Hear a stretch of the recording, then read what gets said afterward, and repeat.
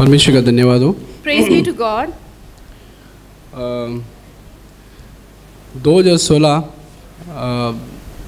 में काफ़ी सारा चीज़ परमेश्वर ने सिखाया In 2016, God has taught me many things. और 2015. वही 15 2015, God has taught me many things. और उसमें एक चीज़ मेरा ये था कि मैं लेजीनेस से बहुत ये परेशान था मैं खुद का लाइफ से। One thing particularly was I was struggling with laziness in my life. मतलब सोना ज़्यादा, sleep excessively. और ऐसा काफ़ी सारा चीज़ था जो लेजीनेस मेरे अंदर था। And something like that. There were many other things, and laziness was one of them. लेकिन ये एंड ऑफ द ईयर में देख रहा हूँ। But towards the end of the year, what I see is मैं उसके लिए खुद का ट्राई किया कि मैं और मतलब लेजीनेस से थोड़ा दूर जाऊँ। I put in my own effort to see how I can remove laziness from my life and how I can go away from laziness. लेकिन मुझे ऐसा लग रहा है मैं और भी लेजी बन गया हूँ। But when I put my own effort and tried it in my own strength, I felt that I was falling more deeper into laziness. लेकिन फिर भी परमेश्वर का धन्यवाद हो But even then, I would like to praise कि God वो encourage कर रहा है मुझे that He encourages me कि आगे बढ़ना चाहिए हमको। that we must progress forward. ऐसा काफ़ी सारा जो सीक्रेट सीन है परमेश्वर ने मुझे भी दिखाया। And there were many other secret sins that God revealed to me in my life, from my life. और मैं उस चीज़ के लिए परमेश्वर का धन्यवाद करता हूँ। And I would like to praise God for all this. और एक वचन मैं बताना चाहता हूँ। I would like to read one verse. Romeo उसका 8:28।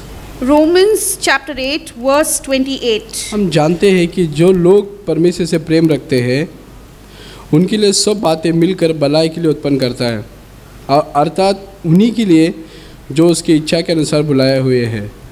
And we know that God causes all things to work together for good to those who love God, to those who are called according to His purpose. You know, मैं brother Jack का message सुन रहा था। I was listening to one of the messages of Brother Zach. Brother वही sharing कर रहा था कि 2015 में जितना भी तुमने अगर किसी से पैसा लिया है, किसी से माफ़ी नहीं मांगा है, वो सब सेटल कर लो पहला। And the message I heard that if you have taken any money from anybody and if you haven't forgiven anybody, all these matters first you must settle it. और कुछ चीज़ जो मैं सेटल नहीं किया था and there were certain things in my life which I had not settled. वो मैंने settle किया। I settled those. मैं परमेश्वर का धन्यवाद करता हूँ उस चीज़ के लिए। I praise God that He enabled me to do so. लेकिन 2016 में But now in 2016, हम देखते हैं कि परमेश्वर का वचन बता रहे कि जो कुछ भी हम मुझसे प्रेम करते हैं, जो कुछ भी हमारे जीवन में होता है वो हमारे भलाई के लिए होता है। And I read from the scripture and understand that whatever things that happens in my life is for my good because of God. और ये हम विश्वास करेंगे इस चीज़ को। But if we believe this scripture, कभी-कभी हम ऐसा चीज़ फेस करते हैं हमारे जीवन में। and there are many times we face certain things in our lives. हमको लगता है यार ये हमारे भलाई के लिए थोड़ी हो सकता है। We at that time may feel that what good can happen for me from this situation. लेकिन सच्ची मैं कहता हूँ कि विश्वास करो उस वचन पे। But I would truly like to tell you that if we really believe on the scripture, in this word of God, जैसे कि मैं एक उदाहरण देना चाहता हूँ मेरा खुद का। like I would like to share from one of my experiences. जैसे कि एक मेरा ऑफिस में एक अंकल मुझे मतलब काफ़ी सारा चीज़ में मेरे को परेशान करता था। Like in my office, there is this individual, this person who would trouble me in many areas. और मैं बहुत अंदर ग्रम्बलिंग करता था, ये व्यक्ति ऐसा क्यों कर रहा है मेरे साथ। And I used to deep within me, I used to keep grumbling that why is this person behaving with me like this? मुझे जब भी वो सामना उसका होता है तो मैं उससे इरिटेट हो जाता था। And whenever this person would come before me, I would get irritated looking at him.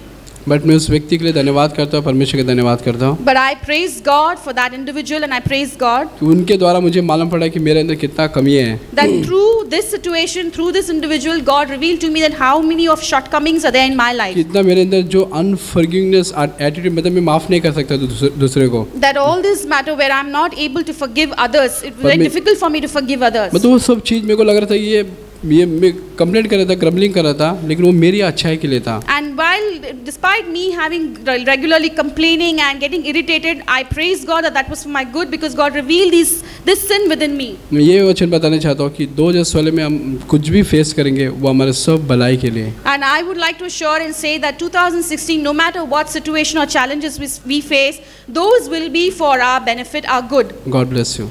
God bless you.